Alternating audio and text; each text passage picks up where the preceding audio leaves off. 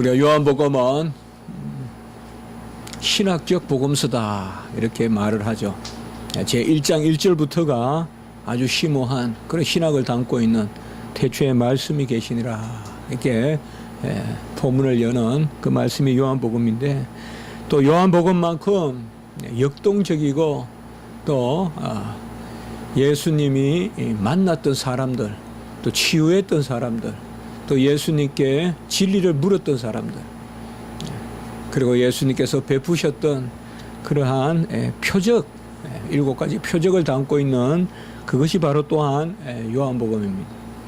그러니까 요한복음은 가장 심오한 교리적 복음서이자 가장 우리의 삶과 근접한 그런 사람의 이야기를 담고 있다. 앞으로 이후에 계속 전개되는 곳에 보면 사마리아 여인, 또 니고데모부터 해서 사마리아 여인, 계속 이렇게 사람이 주인공이 되는. 그래서 특별히 후반부에 가보면 또 실로암에서 고쳤던 사람, 또 베데스다에서 고쳤던 사람, 그리고 무엇보다도 나사로, 거의 한 장을 한 사람의 사건에 배치하는 그것이 바로 이 요한복음입니다. 오늘 말씀에도 보면 상당히 역동적인, 어떻게 보면 아주 고요한 듯 하지만은 아주 역동적인 그러한 단어들이 오늘 많이 사용되고 있습니다. 예수님께서 거니시고, 오늘 36절에 보면 예수님께서 거니신다. 사실상 이 거니신다라는 말은 사람들 앞에 나타나셨다. 이제 성육신하신 주님께서 여러 어려움을 겪으시고 나사렛에 정착하시게 되는데, 그 나사렛 청년이 이제 공생애를 하시면서 내려오셔서 거니셨다. 하나님은 무소부재하시고 어디에나 계시는 편재성이 있음에도 불구하고 사람이 되셔서 이렇게 옮겨 다니셔야 되고 거니셔야 되고, 거니셨다. 사람들 앞에 왔다 갔다 하셨다. 우리가 보통 거닐다 이렇게 생각하면 유유자적한 그러한 한적한 걸음을 생각하기 쉽지만은, 이 거니심은 다른 것이 아니라 소명을 이야기하는 거예요. calling, 예수님께서 앞에서 부르시는 거예요. 거니시면서 이제 부르시는, 먼저 예수님이 찾아오신 것입니다. 그들이 나사렛으로 올라가지 않았어요. 세상의 돈은 전부 사람들이 선생을 찾아가요. 공자를 찾아가기도 하고, 무슨 선현이니 또 명인이니 하면서 찾아다녀요. 그러나 우리 주님은 찾아다니셨어요. 기다리신 것이 아니라 찾아다니셨고, 찾아가는 가르침은 똑똑한 사람들이 찾아가는 거죠. 뭔가 깨인 사람들이 찾아가는 거죠. 누가 그 먼 길을 찾아가겠어요? 아무리 스승이 있다고 한들. 그러나 주님은 친히 찾아오시기 때문에 누구에게든 찾아오시는 거예요. 똑똑한 사람만 찾아오는 것이 아니에요. 찾아가서 배운다 그러면 좀 깨인 사람이 찾아가고 든 사람이 찾아가겠지만은, 난 사람이 찾아가겠지만은, 그러나 우리 주님이 찾아오시기 때문에. 오늘 누구에게 찾아왔을까요? 한 사람은 정확하게 안드레, 베드로의 형제인데 형이죠. 안드레. 그리고 또 한 사람은 익명으로 기록되어 있는데, 대체로 요한복음에서 이렇게 익명으로 처리되어 있는 것은 사도 요한, 곧 요한일 가능성이 많습니다. 세례 요한 말고 사도 요한, 곧 요한복음을 저술한 사도 요한. 그래서 형 베드로의 형 안드레와 그리고 사도 요한에게 둘 다 어부예요. 어부 출신들이요. 가장 어떻게 보면 천국의 진리와 멀다고도 볼 수 있어요. 아마 랍비들이나 서기관이 갈릴리나 이것을 즐겨 찾지도 않겠지만은 갈릴리 땅은 이미 하가 있는 땅이요. 그러한 즐겨 찾지도 않지만 혹 서기관과 바리새인이나 사두개인이나 소위 종교 지도자들이 어부들을 지나가면서 본다면 꼭 한번 없인 여기는 말을 하고 했을 겁니다. 뭐 저것들도 하면서 말이죠. 예수님은 그러한 사람을 찾아오셨어요. 진정한 교육과 목회는 예수님을 따르도록 하는 것입니다. 37절에 보면 두 제자가 그의 말을 듣고 예수를 따르거늘. 이 두 제자는 바로 세례 요한의 제자들이에요. 세례 요한의 두 제자가 이제는 예수님을 따르게 되는 이러한 이제 하나의 현상이 생긴 거예요. 인간적으로 보면 세례 요한이 제대로 예수님을 인정하지 아니하면, 우리가 지난 주간에 말씀을 보았잖아요. 세례 요한의 뛰어난 점은 자기가 누군가를 알고 있었다. 그리고 예수님이 누구신지를 분명히 알고 있었다. 그러니 우리가 뒷부분에도 보면 세례 요한의 제자들이 저 예수를 따른다 하면서 막 불평하니까 세례 요한이 아니라, 그는 흥하여야 하겠고 나는 쇠하여야 하겠다. 바로 여기에 보면 오늘 두 제자가 세례 요한을 떠나서, 우리가 인생의 스승에게 배우지만은 최고의 스승, 바로 유일한 스승 우리 주님이시죠. 랍비여 어디 계시오니까 38절에 보면 유일하게 랍비라고 불릴 수 있는 진정한 랍비는 우리 예수 그리스도시죠.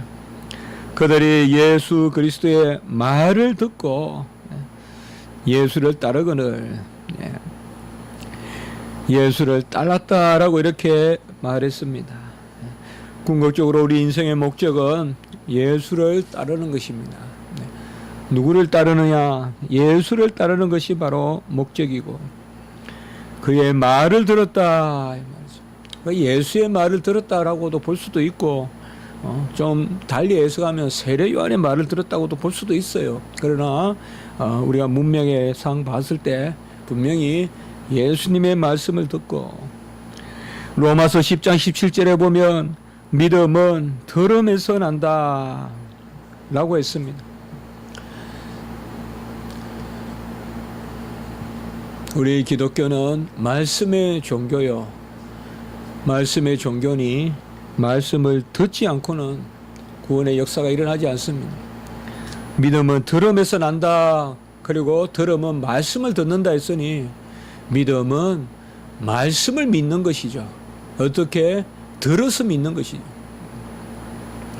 말씀을 들어 믿는 것이 생명의 도기 때문에 그 말씀을 전하는 자가 없이 어찌 들으리요. 전하는 자가 있어야 되죠. 그래서 말씀을 전하는 직분이 있어요. 상당히 중요한 거예요. 그 대표적인 두 직분이 바로 목사와 교사예요. 목사는 가르치고 선포하고 교사는 가르치는 직분이에요. 바로 믿음은 들음에서 난다.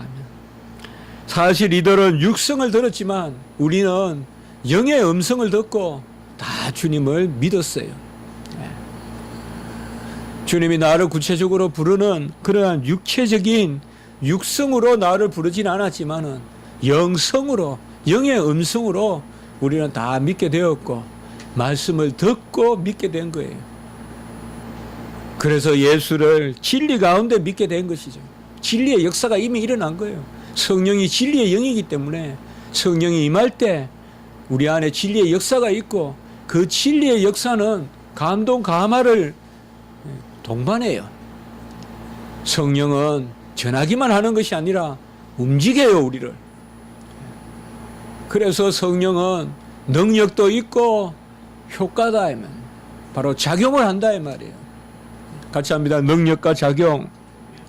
성령은 능력만 있는 것이 아니라 작용을 해요. 우리 능력만 있다라고 생각하기 쉬워요. 작용은 내 안에서 내가 뭔가 움직여서 내가 뭔가 받아들여서 내가 뭔가 감동받아서 내가 감동받는 거 아니에요. 성령이 우리를 감동시키는 거예요. 진리가 역사하면, 진리의 영이 임하면 우리 안에서 진리를 받아들여서 우리가 믿게 되는 것입니다. 두 제자가 그의 말을 듣고 예수를 따르거늘. 나중에 우리가 보면 베드로도 말씀을 듣고 따랐다. 말씀을 듣고 그물을 던졌다. 이런 말씀들이 나오지 않습니까? 데살로니가 전서 2장 13절, 데살로니가 교회가 어찌 칭찬을 받았습니까? 믿음의 역사, 사랑의 수고, 소망의 인내. 그것은 결국 데살로니가 교회가 2장 13절에 보면 전서, 너희가 우리에게 들은 바 하나님의 말씀을 받을 때 사람의 말로 받지 아니하고 하나님의 말씀으로 받음이니. 데살로니가 교회만큼 칭찬받은 교회가 없지요. 그러나 데살로니가 교회가 사도행전에 보면 처음부터 해당에서 말씀을 전하여서 기부인도 믿고 또 헬라 사람들도 믿고 말씀의 역사가 있었던 게 데살로니가 교회거든요. 아주 사랑으로, 믿음으로, 소망으로 수고나. 우리 바울이 우리가 고린도전서 13장에 믿음, 소망, 사랑은 항상 있을 거라 했는데, 믿음, 소망, 사랑, 그것으로 소문난 교회가 바로 데살로니가 교회예요. 그 데살로니가 교회에 그러한 믿음의 수고와 사랑의 역사와 소망의 인내가 어찌 되었느냐? 그것이 바로 금방 말씀과 같이 우리에게 말을 들은 바, 우리에게 들은 바, 그것을 하나님의 말씀으로 받고 사람의 말로 받지 않았다라는 것입니다. 교회는 이것이 바로 출발이 돼야 됩니다. 우리가 예배를 드릴 때 전하는 자도 마찬가지죠. 사람의 말로 전하면 안 되고 하나님의 말씀으로 전해야 되죠. 기도 가운데, 감화 가운데 내가 먼저 말씀에 사로잡혀서 전해야 되죠. 또 듣는 자도 그 말씀에 성령의 역사 가운데서 그것을 하나님의 말씀으로 들어야 되죠.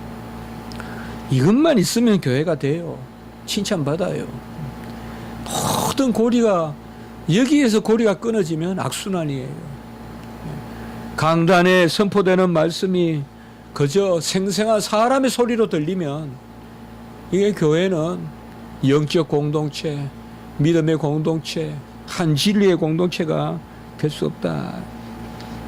하나님의 말씀이 역사하여서 이 37절은 아주 짤막하게 이렇게 기록되어 있지만은 더 길게 기록할 일이 없어요. 말씀을 듣고 예수를 따르거늘. 여기에 다 들어있어요. 소명도 있고 회개도 있고 칭의도 있고 회심도 있고 다 여기에 들어있어요. 말씀을 듣고 따르는 데 다 들어있어요. 그때 자녀됨도 있고 그때 이신칭의 교리도 그때 작용하는 거. 오직 믿어서 의롭게 되는 것도 말씀을 듣고 믿는 거지. 이 작은 한 절에 다 들어있습니다. 예수께서 따르는 두 사람에게 무엇을 구하느냐라고 물으십니다. 예수님은 질문하시거나 명령하실 때 이미 답을 가지고 계십니다. 보통 우리는 질문은 많은 경우에 바로 공경에 빠뜨리기 위한 질문도 많고 또 그런 의도가 없어도 답을 가지고 있지 않으면 우리가 상당히 난처해지는 게 질문이죠. 그래서 2시간 발표를 하더라도 5분 질문을 받기 싫어하는 거죠. 그러나 예수님은 항상 우리 인생에게 전지하신 하나님의 아들이 뭐를 몰라서 물으시겠어요? 물으실 때는 다른 것이 아니에요. 우리에게 고백을 이끌어내고 우리에게 아멘이 있게 하시고, 그게 바로 예수님께서 물으시는 거예요. 무엇을 구하느냐라고 물으실 때는 너희들 구하는 걸 내가 안다. 너희들은 내가 이미 알고 있으니 그것을 나에게 구하여라. 이미 은혜로운 그러한 질문입니다. 무엇을 구하느냐라고 이렇게 예수님은 물으십니다. 몰라서 묻지 않습니다. 병자가 마땅히 병 낫는 걸 구하여야죠. 지금 죽어가는 자는 마땅히 살려달라 구할 것이고, 지금 굶어가는 사람은 무엇을 구하겠어요? 사실상 가장 생명에 가까운 것을 구하여요. 그렇지 않겠어요, 여러분들? 내가 지금 배가 고파서 죽을 지경인데,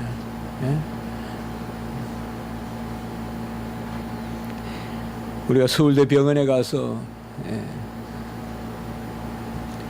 TV에 다이어트 하는 게 이렇게 있더라고요. 근데 얼마나 저게 부질없는가. 사는 게 중요하지 다이어트가 중요하냐 이 말이죠. 안 그렇습니까? 그래서 우리가 참 현장에 많이 가볼 필요도 있을 것 같아요. 선교나 이런 데 가보면 그걸 내가 배우고 온다 그러잖아요. 살을 빼고 뭐 그래도 중요하겠지만은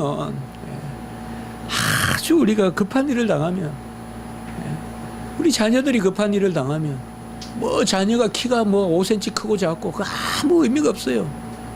그저 살고 살아 있으면 좋고 건강하면 좋고 그건 마찬가지잖아요. 사실 우리 예수님께서 무엇을 구하느냐라고 이렇게 물으실 때는 사실상 우리가 한꺼풀 더 들어가 보면 생명에 관한 것을 구하여라. 생명에 관한 것을 구하여라. 우리가 금요일날 말씀도 봤죠. 내 영혼을 보존하소서. 시편 86편에. 그리고 내 영혼을 기쁘게 하소서. 이런 기도를 하라는 것입니다. 제가 그래서 정말 그날 설교를 금요일날 하면서도 제가 좀 회개했어요. 거기에 보면 주의 얼굴을 내게 비추소서, 은총의 표적이 되게 해주소서.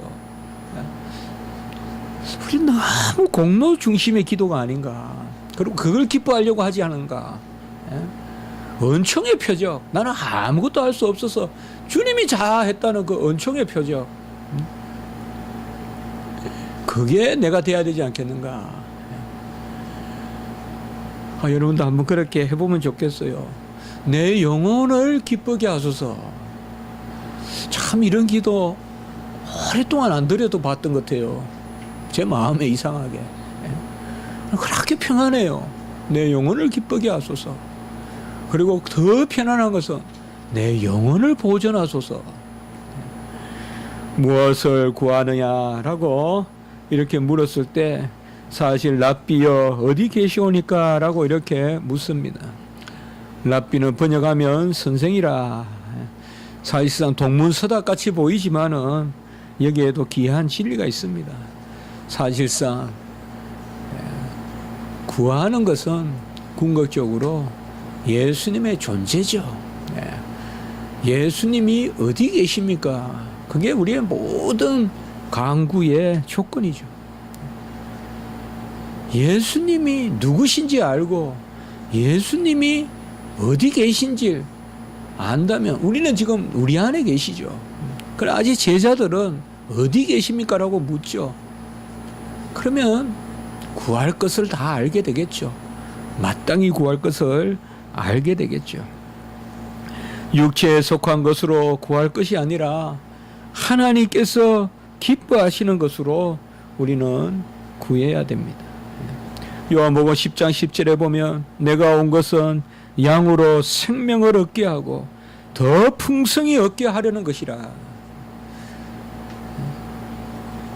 예수님이 내려오셔서 거니시는 것은, 부르시는 것은, 소명하시는 것은 바로 생명을 얻게 하고 더 풍성히 얻게 하려는 것이라. 요한복음 10장 10절이죠. 바로 선한 목자다. 그 말씀 아니겠어요? 생명을 얻고 풍성히 양에게 주기 위한 것이다. 우리가 진정 원하는 것을 구하여야 되는데 참 하나님께서 원하시는 것을 구하는 것도 우리의 담대함이 있어야 돼요. 네. 우리 담대함이 있어야 됩니다. 오늘 오후에 우리가 사랑의 교회에서 우리 합동측과 통합측에 그런 연합 기도회가 있습니다. 많은 그러한 논란도 있고 그렇죠. 그 말은 달리 말해서 그만큼 의미가 있다고도 볼 수 있겠습니다. 그래서 제가 오늘 찬송도 이 풍랑 인하여 더 빨리 간다 그런 찬송을 한번 드려봤습니다. 아주 중요한 일, 아주 고급스러운 일은 하나님밖에 모릅니다. 사람들은 결코 잘 이해하려 들지도 않고 이용하려 들 가능성이 많습니다. 묵묵히 하는 것입니다.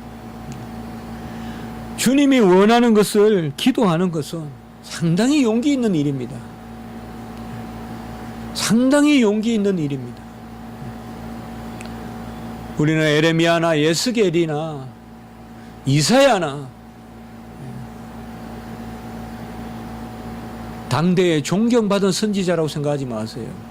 다 핍박받은 선지자들이에요. 하나님의 진리를 전하고 하나님의 입으로서 사용되는 사람은 결코 그 진리는 흠모할 만하고 그 진리는 꿀과 같지만은 결코 세상에서 환영받지 못해요.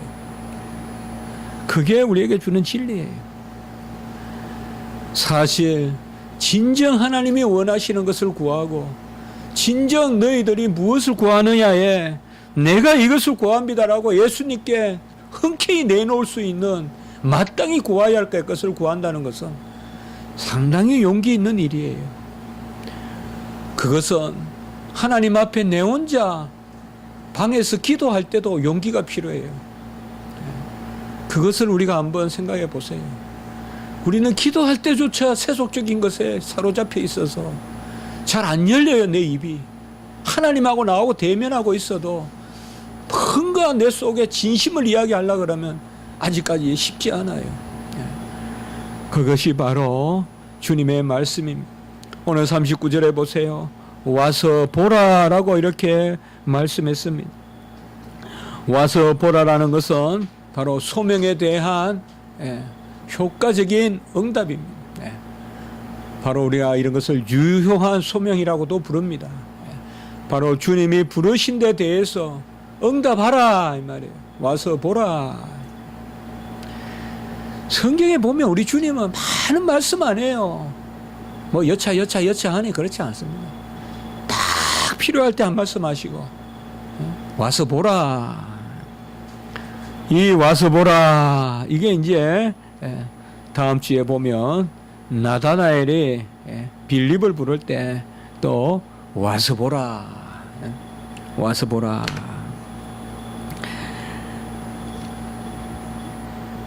무슨 소유가 없어요. 존재예요. 어디 계십니까? 와서 보라. 뭐 고기 이야기가 나올 법도 하고 몇 마리를 어떻게 검으로 치면 좋겠냐 이런 차원이 아니라 지금 와서 보라. 철저히 존재. 와서 보라. 41절에 보면 우리가 메시아를 만났다. 메시아를 만났다라는 것은 4장에 보면 또 사마리아 여인이 바로 그가 그리스도시다 곧 메시아다 번역한죠. 또 나오죠. 메시아란 말이 많이 안 나와요. 그러나 요한복음에 보면 오늘 41절에 우리가 메시아를 만났다. 메시아는 히브리적 기원을 가지고 있는 말이고 헬라의 말로는 크리스토스 바로 기름 부음 받은 자 그리스도시다. 그래서 오늘 마지막 부분에 보면 게바라 시몬이라는 이름을 게바라. 게바라는 말은 바위라는 뜻입니다. 곧 베드로라는 뜻입니다. 왜 이렇게 이름이 세 개나 있는가 하면 그 당시에 유대인들은 자기들의 언어인 히브리어도 있었고 또 공식 언어인 헬라어도 있었지만은 방언이 있었어요. 아람 방언이 있어서 그래서 이름이 세 가지가 되는 거예요. 그래서 시몬이다. 그리고 베드로라.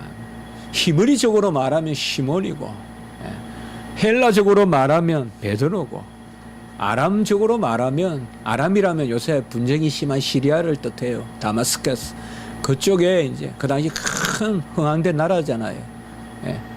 그 당시에 최고 힘센 나라 중에 하나가 바로 그쪽 아람 쪽이잖아요. 이미 주님께서 여기에서 말씀을 하고 있어요. 이 베드로라라는 이름이 훗날 마태복음 16장 16절에 가면 바로 주는 그리스도시요 살아계신 하나님의 아들이시라 라고 하니까 내가 반석 위에 교회를 세우리라. 그 반석이에요 바로. 이미 주님은 훗날 베드로의 고백까지 가이사랴 빌립보의 고백까지 다 바라보시고 이렇게 말씀하신 거예요.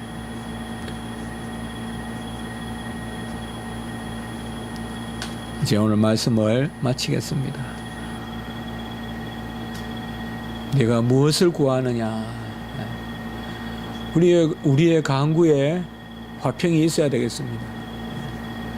주님의 음성을 들으세요. 무엇을 구하느냐? 주여 어디 계시오니까 와서 보라. 같이 해봅시다. 무엇을 구하느냐?